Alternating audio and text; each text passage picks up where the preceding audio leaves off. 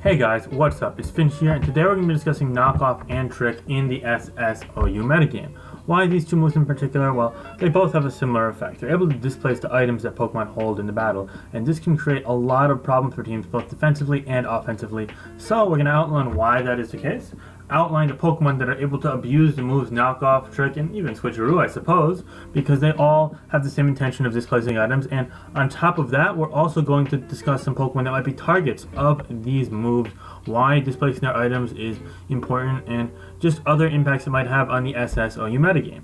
Of course, before we get into this video, I just want to say, guys, thank you so much for all the support. We've been able to pump out some videos recently, despite being on a secondary computer, and my new computer, my old computer rather, is going to come back in the next week or two, and I'm really excited about that. But with that said, we're very close. We're in the brink of 5,000 subscribers, guys. We're like 20 or 30 subscribers away as I say this, and I'd love to wake up, tomorrow, the next day to see 5,000. Might even give me even some more motivation to come up with some better content, some more, enthusiastic and out there content. I've got so many ideas that I'm really looking forward to putting into motion, and some of them might have to wait for new computers, some of them might even be coming in the next couple days or weeks. We'll have to wait and see. I pre-recorded some stuff last night, and I'm working on some more stuff this week because I've got some time, and I'm just really pumped up about the channel. So if you guys enjoy what I'm putting out there, be sure to like, comment, and if you guys are part of the 40-45% of the people that watch these videos that aren't quite subscribed, definitely hit that subscribe button. It would mean the world to me. But anyway, if you guys are still looking for reasons, if you're unsure about subscribing or not, then give this video a listen. We're going to be discussing a very important topic in the SC metagame. So let's go over, first and foremost, what knockoff, trick, and switcheroo do in practice. The predominant role of knockoff is to be a damaging move that also displaces an item.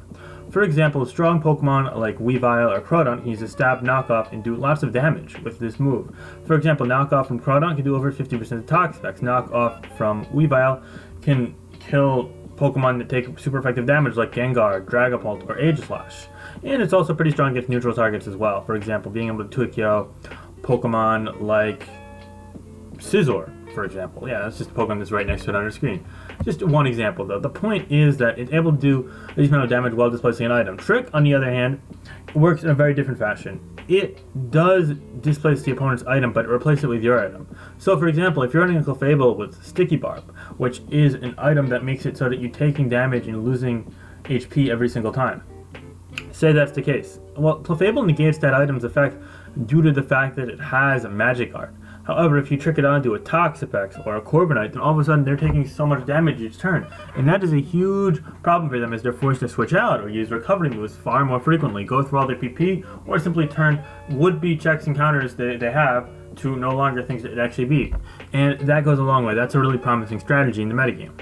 Same goes for the move Trickaroo. It's worth noting that knockoff has far better distribution than trick and switcheroo. However, knockoff, I have 12 knockoffers that I'm going to be listing, and I've got 6 potential trick users I'm going to be listing. And then we're also going to be going through 12 targets in the metagame. Now, I want to say that item displacement also plays a bigger role in this generation because, unlike last generation, there are no Z moves, and you couldn't knock off Z crystals or Mega Evolutions that were present in both generations 6 and 7. And you cannot knock off or trick Pokemon with Z crystals or Mega Stones attached. And because of them not being there, you can now basically knock off or trick any single Pokemon besides Sticky Hold Gastrodon. It's also basically the only reason why Gastrodon is viable right now. Sticky Hold Gastrodon means that unless you have something like Neutralizing Gas Wheezing, which unfortunately I'm not going to be touching on specifically in this part of the video where I go over everything, but I do want to give a shout out. Neutralizing Gas Wheezing with Corrosive Gas can help displace all sorts of items. It's really an amazing thing that it does. It can even go through things like Magic Bounce Hatterene as Neutralizing Gas negates that. So yeah.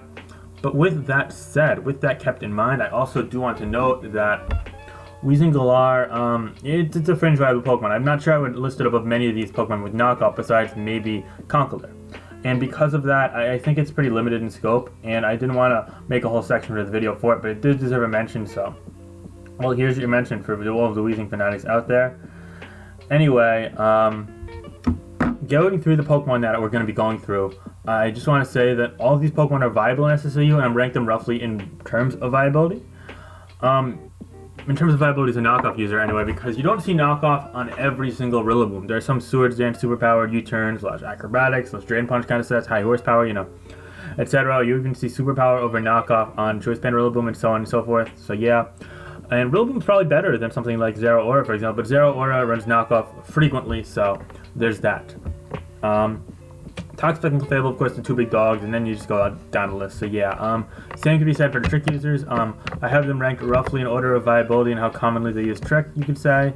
Of course, the only really big trick user is Clefable, but we'll go into the others as well, as my charger seems to be failing me. So we're gonna have to get this video done in the next 65% of my battery. Okay, that should be fine. But yeah, so without further ado, let's get on into the knockoff users. So the first one is going to be Clefable. The most common knockoff Clefable set is going to be Stealth Rock, Moonblast, Soft Build, and Knockoff.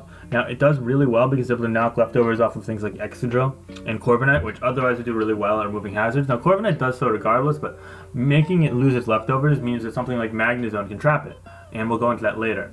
On top of that, it also helps that we have some other Pokemon that you can commonly encounter with Clefable, such as Opposing Clefable, Toxapex, Ferrothorn, Tangrowth, Rotom Heat, Volcarona, that is all important to knock off. And I'm going to be going through important knockoff targets later, but all of those Pokemon are kind of grouped in that area. Therefore, it's able to really use Clefable as a progress-making mechanism, despite not having the most offensive presence. And that's a really cool buff or improvement of knockoff this generation to say, Generation 4 and 5, when it was just less commonly used. And now it's distributed a bit more. Now it also does a bit more damage. And damage output really isn't the big thing for Clefable here, but it's nice. And say you face a Clefable, say you've got Clefable out against something that you want to you scare at, like an Urshifu or a Dragapult. They go for their U-turn and they bring in their Excadrill to try and spin away your rock, but they take 23% from a knock, and all of a sudden they're stuck at 77%. Next time they switch in, say you go for rock, then they spin into a Rocky Helmet Tangrowth or an Iron Barb Ferrothorn or a Rocky Helmet, Corviknight. All of a sudden they're down to like 55%, and then so you go for a Moonblast next time it comes in, then they're like weak and like, oh crap, I can't keep rocks off in the long haul. So either they pair it with a Wisp of Clefable of their own, or eventually, your Clefable is going to outlast that Excadrill and keep Stealth Rock up, and that's just a really cool part of this set in my eyes. However, Clefable is perhaps the best knockoff user in the metagame, and just one of the best Pokemon in the metagame, but it's certainly not the only. Next up, we have Toxapex, which is very good with knockoff. It's able to force a combination of item displacement and status. It makes it so that it's a very low-key, unpassive Pokemon. I don't know how to say it. A lot of walls of this kind of characteristic like Toxapex are more passive, but between Scald Burns and item displacement with knockoff, it makes it a lot less passive. It forces things like status absorbers like Slowbro and Clefable to come in as opposed to more offensive Pokemon. You don't want to bring in your Specs Dragapult to try to hit with the Thunder one. If you get knocked off, you're kind of screwed, or you get Scald Burn, you're kind of screwed. You don't want to bring in your Zeraora, which hit it with a Super Effective Plasma Fist one. It could lose its boots, or even worse, get Scald Burned or Toxic Poisoned, and then it's on a timer, and so on and so forth. And that's what makes Toxapex as good as it is. That's what makes Toxapex one of the best defensive Pokemon in the game, if not the single best defensive Pokemon in the game. It's got the tools to pose a threat while still keeping things in check or countering things as well. Speaking of more offensive Pokemon, however, the next two Pokemon we're going to be discussing are more offensively geared, and that's going to be Zeraora and Rillaboom. Both of these Pokemon don't necessarily use knockoff to do damage, although there are some Pokemon it does nice damage against. For example, Zeraora is able to hit a Dragapult with super effective knockoff, and Rillaboom is able to hit Ferrothorn neutrally with knockoff or Dragapult super effectively with knockoff, while also it being the best move to hit Volcarona as well, to killing more offensive variants. So that is cool. It comes in handy when these Pokemon are able to resist the stabs and take the other coverage moves nicely. However, it's really predominantly for item displacement. Say you're facing an Amoonguss, a Hippowdon, or a Tangrowth, or even a Ferrothorn, and you want to remove that Rocky Helmet or those leftovers so that your future Plasma Fist won't, end up bouncing back and doing more to you than them, so you don't have to risk prediction as much. That can go a long way. In addition to that, removing things like leftovers or a potential trickable Sticky Barb / Choice Scarf from the Clefable goes a long way from Zeraora as well. It also means that you're more likely to force out specific heavy-duty boots users like Rotom Heat in the long haul, as well, as they do not want to be without their heavy-duty boots. That could go a long way. So if you pair it with a reliable Stealth Rock user, it could have some really underrated offensive synergy. And the same goes for Rillaboom, but Rillaboom also does a great job at forcing knockoffs on things like Corviknight, onto Volcarona, Kyurem with heavy-duty boots or choice specs potentially, and Mandibuzz on top of all that, not to mention Tangrowth. So getting away of those heavy-duty boots, those leftovers, those Shed Shell with Magnezone if you're facing Corviknight or Skarmory, or potentially other items as well, it goes a long way for Rillaboom as well. Moreover, there are also some other defensive Pokemon that are able to take advantage of knockoff, and those are going to be Ferrothorn and Tangrowth, both grass types that kind of bait in a similar pool of Pokemon and enable these knockoff to displace those items as well. When you pair it with decent coverage, or in fact, oh god, I gotta pause for a second, sorry about that. My bad there, I'm back. Should be fine. Yeah, okay, we should be fine. So yeah, when you talk about those Pokemon, For example, let's go to Ferrothorn here first. I'm not sure if that's where we left off, sorry if it isn't, but Ferrothorn, let's say you click Spikes and it baits into Corviknight. If you are able to knock off Corviknight on turn 1, say it goes for Defog or Body Press. Okay, worst case scenario, you're still at like 73% after Body Press plus leftovers.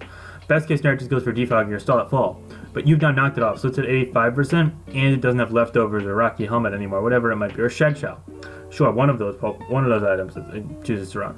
Then you're like, okay, I want to keep my spikes up, but I'm not going to go for spikes immediately, or I am, but then in the next turn I'm going to go for Leech Seed. So while I'm still well above half health, if you want for another Body Press or whatever, did I still have leftovers intact, and he's taking Iron Barbs down to his leftovers of his own to recover, I get that Leech Seed off, and all of a sudden it's like, wait a minute, I'm at like 50-60% myself, and Body Press is going to be doing north of 40% if I Roost, because it does super effective damage on a Roost. That plus Leech Seed is over half. All of a sudden, Ferrothorn's able to force Spikes being up and gain health every single turn the Corviknight stays in, basically forcing a Spike to be up while basically doing equal damage to the Corviknight that it took, if even. So it makes it a ridiculously favorable sequence. It also, the same can be said for the Mandibuzz matchup, although Mandibuzz does run Taunt here and there, which is a very fair move to run on it. Corviknight can run it too, but it doesn't really ever have the space to run, unfortunately. But yeah, all things considered, really cool to see Ferrothorn kind of thriving in this fashion, and I'm interested to see how that'll go in the future. Because I think Ferrothorn is an underrated Pokemon, but people are so used to using things like Tangrowth and Rillaboom and Amoonguss as their grass types that there's almost too much competition for Ferrothorn to necessarily fit onto your teams. And because of that, I feel like it's suffering in usage, but I actually believe that it's a very good Pokemon and you just have to find a way to fit it.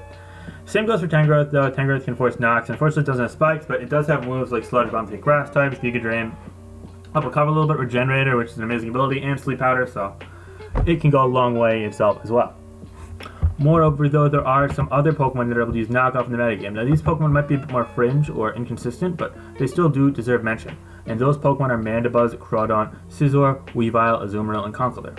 As for the first three that I'd consider like the next big three knockoff users that are very viable in the metagame, Mandibuzz can run Foul Play over Knockoff, or Foul Play plus Knockoff, or Brave Bird plus Foul Play, or Brave Bird plus Knockoff, or whatever combination you want. You tend to see Foul Play more often than not, as it's great for things like Rillaboom, Scizor, Crawdon, Bisharp, and oh yeah, the most important one would have to be Excadrill, but also chipping things like killing things like Dragapult, and killing things like Zeraora that are physical. So yeah, it goes a long way.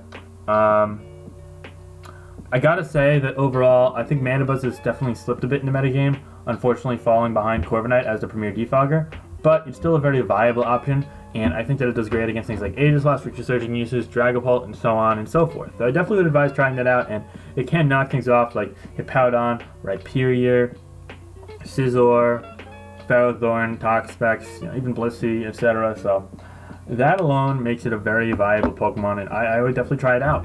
So yeah, Crawdon is another one, which is another offensively oriented knockoff user. It uses Stab, adaptability boosted knockoff with a whole metric fuck ton of attack, so it does a lot of damage. For example, at +2 it can one-shot things like physically defensive Toxapex, which is simply amazing given how prominent and defensively limiting Toxapex is in this metagame. In addition to that, there are also some other more fringe Pokemon. Scizor being kind of at the brink of fringe/mainstream in the metagame right now, as it surged a lot in OLT due to a great match against Hyper Offense, doing well against Rillaboom and Togekiss, but it still is pretty limited in what it can do. You have to be careful with how you use it. So yeah, people actually are starting to use specially defensive Scizor though, with Swords Dance U-turn to check things like Kyurem, which also is helpful to it as well. Of course, it can get 2 killed by Specs Focus Blast, but hitting 2 of those plus getting that prediction right is not the easiest thing to do. It also means you're not spamming Ice Beam and Freeze Dry, which is basically half the battle. So yeah. Beyond that, there's also Weavile, which can run Heavy Duty Boost plus Swords Dance, or Life Orb plus Swords Dance, or a Choice Band set. I personally am not a fan of Weavile in this current metagame. I feel as if it's too limited, it doesn't provide anything defensively, but it is still another strong and fast knockoff user. It really does miss Pursuit quite a bit though. And then last, but certainly not least, there's Belladrum Azumarill, which uses knockoff to help get a kill on things like Amoonguss, Toxapex, etc. Ferrothorn, which is really helpful. Slowbro too without missing play rough, yeah, which goes a long way. And there's also Conkeldurr, which uses knockoff on its 4 attacks gut set. You could also include things like Heracross or some other EU Pokemon, Incineroar, which are technically viable in OU, but it's hard to make an argument for them as super prominent Pokemon. I'm sure I'm missing 1 or 2 viable Pokemon you could put above Conkeldurr, for example, but Conkeldurr used to have a lot of viability in the metagame, in the pre-DLC metagame, actually being one of the top 10 to 15 Pokemon on a consistent basis, so I figured I'd give it a shout out here, you know. Hey guys, let's start using Conkeldurr again before it falls. I think it actually is UUB already, yeah. But anyway, so So these are some noteworthy knockoff users in the metagame. However, knockoff is not the only way to displace opposing item. The others are trick and switcheroo as outlined before. Now I want to note that Obstagoon can use switcheroo over trick, but since the other 5 are already using trick and it learns both, I figured, okay, I'm going to go with full trick. So yeah, these are trickers in the SSU metagame, Pokemon that use to move trick. The first is going to be Clefable. Now I might prefer Sticky Barb to Choice Scarf, as I feel like Choice Scarf is really limited and restrictive and can backfire a ton in Clefable, especially if you're facing something like Sticky Healed Gastrodon, opposing Trick Clefable, Ditto that can copy you and just trick it back, or really anything that has trick, like any Pokemon with trick on the opposing team, because then it's just like it's going to give something on your team a Scarf and you're like, oh dang it, and that's not good at all. So yeah, I much prefer Trick Sticky Barb to Trick Scarf. Sticky Barb is a lot more manageable if it gets back to you, but also it's able to cripple a specific pool of walls, and I just think that the kind of risk versus reward in it is great, and this is a particular set that I use with it. I think it's a really great set, and I definitely would advise trying it out. If you're looking for some of the crippled Toxapex, Powdon, Corviknight, Excadrill, so on and so forth, it's great in the early game. It's a good lead as well, especially against people that are less experienced in the metagame, as they won't see it coming. As for more experienced players, they'll likely play around it, and that makes it a bit less effective, but it can still force the right patterns in the right team, and I think that goes a long way. I kind of want to try a set with Calm Mind over Stealth Rock, because you bluff being Life Orb when you don't see leftovers, and that's really cool because then you can trick the right target anyway. So that's a concept I'm working on right now, but that aside, I'm really interested to see where that goes. I think someone else has tried that recently in like Snake or World Cup. I can't quite remember, but yeah, it's something I've had in the back of my head since the start of World Cup, and it's an interesting premise. That aside, though, another fairy type that uses trick and a pretty high level of success is Togekiss, Scarf Togekiss. Now, it can be boots, it can be leftovers, that's for Nasty Plot Togekiss, but Scarf variants Togekiss, which are great on Hyper Offense and against Hyper Offense, checking things like Rillaboom in a pinch, for example, and also just flinching the crap out of pretty much anything that's slower and not taking resistant damage. It is amazing. But yeah, I like running Trick plus Nasty Plot because you can trick away at something like Blissey or Toxapex or Corviknight and then Nasty Plot in their faces. They try and like pivot around you or heal up or whatever it might be, and that's really cool. So you could like triple your counters and then set up on the would-be counters and you're doing great. But with Rhyperior Surging, you could probably also argue for Grass Knot. You could argue for Aura Sphere, I guess for Tar, although it doesn't really do a ton of damage, especially defensive Tar. Dazzling Gleam has been used to get a kill on Dragapult and Tuikio on Zero Aura. I guess it gets a kill on Hydreigon too, and I don't think it was missing it, so she would probably kill her Shiva regardless. And yeah, Flamethrower has good coverage as well, hits steel types like Ferrothorn, Corviknight, Skarmory, etc. Yeah, Scarf Togekiss is definitely a good trick user though. Same goes for Scarf Gengar. It's quite literally the same premise during trick, then you Nasty Plot up. Personally, I prefer, sub Nasty Plot or Life Orb 3 attacks Gengar with Focus Blast nowadays to Tar, because Tar is surging in usage, but with that said, it's still a very viable option with Trick Scarf, and I definitely would advise trying it out if you want like a great reliable revenge killer. Speaking of reliable revenge killers, there's also Choice Scarf Jirachi, which saw a lot more usage in the pre-DLC metagame, but it's still viable now. It's great against things like Togekiss, and you can also revenge kill others and force a trick on things like Powdon, Rotom Heat, Corviknight, so on and so forth, which is just really helpful in the metagame right now. Of course, it is blocked by Sticky Healed Gastrodon, which is kind of like the nemesis of this video, if you will. Sticky Healed Gastrodon just like chilling there, like, oh yeah, I'm gonna absorb all your tricks. I'm like, oh, that's not good. That ain't it. But anyway, there's also a Trick Spectral Chandelure, which I think is an underrated Pokemon metagame. Unfortunately, it's weak to Stealth Rock, but besides that, it's an absolute wrecking ball. Going to be picking up kills left and right. Shadow Ball can Tuikio special defensive packs. Overreach doing massive damage to anything that doesn't resist it, and even destroying some offensive resist as well. Flamethrower is strong as well. You can use Psychic for Como-O or Energy Ball to get a one-shot on Rhyperior and Seismitoad, I suppose, but I much prefer having Trick or ditching Flamethrower / Overheat for having Trick as well. So yeah, ultimately it's your call, but definitely try that out. And last but not least, there's Obstagoon, which runs a set with Trick, and you trick the Flame Orb once it's activated, and that's just really helpful. You gotta pair it with a U-turn or Teleporter, or even a random move Obstruct, but that aside, it goes a long way, and I think tricking Flame Orb is really cool. Can you Switcheroo as well, if that's what you're going for? But yeah, these are some viable options with Knockoff and Trick in the metagame. We outlined 12 Pokemon with Knockoff and 6 with Trick to give you 18 total. However, there are some specific targets that these Pokemon love to hit, especially when used on specific teams. Now, of course, this varies from team to team. For example, if you're using a Knockoff Zero Aura and you're partnering it with something like a Rillaboom or an Excadrill, then odds are getting a knockoff on something like Tangrowth with Rocky Helmet or a Amoonguss with Rocky Helmet can go a long way. However, if you're using a knockoff Clefable and you're pairing it with something like Mono attacking Volcarona or Urshifu, then it might be better to get a knockoff on something like a Toxapex or even a Blissey for Volcarona's sake, and that is completely fair too. So again, it all goes to the context of your team, and I definitely advise kind of honing in on that and figuring out what you want to target, how you want to use this, what you want to lure in, and just kind of the underlying details of your team, because team building actually is something that's much deeper. The more you look into it, you can really make of it what you want, and I think that's really cool. And that some of these videos all touch on specific elements of, and that's why I really love teaching you guys about this stuff and going into depth, because I feel like a lot of people are learning about the metagame, and if people are learning and having a good time, getting better at their hobby and just having fun, then I know I'm doing something right. I know I'm accomplishing my goal. So that's why I love imparting this wisdom on y'all, and just sharing my thoughts. Not saying that I'm like the be all end all. Like, there are definitely more viable knockoff users and trick users and other strategies as well, and this is not like the be all end all, but it's something that's important in the metagame, I still feel. So yeah. Anyway, the targets in the SSOU metagame. I'm just not going to go through the sets as much as we go through the Pokemon. Toxapex, Blissey, Corviknight, Amoonguss, Hippowdon, Excadrill are like great targets. Now let me go through why one by one. Losing your Black Sludge or your Rock Helmet on Toxapex means that you're either not able to pass recovery, so you're forced to switch out for a Regenerator or recover quickly, waste that PP, not check things as often, or if you lose your Rock Helmet, then it just frees up a lot of usage of physical attacks. As for Blissey, without heavy duty boots, becomes a less effective pivot drastically. It forces you to use defog a ton more frequently, and that could lead to net negative sequences or just repetitive sequences that can be abused, or they could get lucky, and whatever it is. And just with Blissey teams in general, that was like the first domino falling and just everything falling apart. So yeah, as for Corviknight, losing Leftovers or Rock Helmet sucks a ton, but also if you lose Shed Shell when you're facing like a Rillaboom plus a Magnezone, then all of a sudden you get trapped and like, oh well, there goes my Corviknight, and that is a very important dynamic that I want to outline as well. So yeah, I think that's really important. Of course, losing Leftovers or Rocky Helmet does not help either.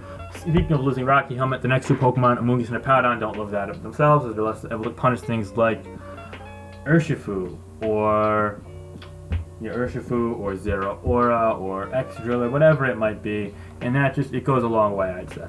So yup, losing Rock Helmet in those Pokemon isn't great, and last but not least, as we mentioned with the Clefable interaction, losing Leftovers on Rapid Spin Excadrill goes a long way for the opponent, as they're able to probably get hazards up much easier, even if they're using things that Excadrill beats down, like, for example, a Stealth Rock Clefable. Because in the long run, you're not able to maintain health unless you've got Wish support, and then you're forced to use Wishes, and then ultimately it's got a cumulative effect on you, and you're like, okay, no matter what I do, it's a net negative. So yeah, losing your item on Excadrill definitely can be a big bummer.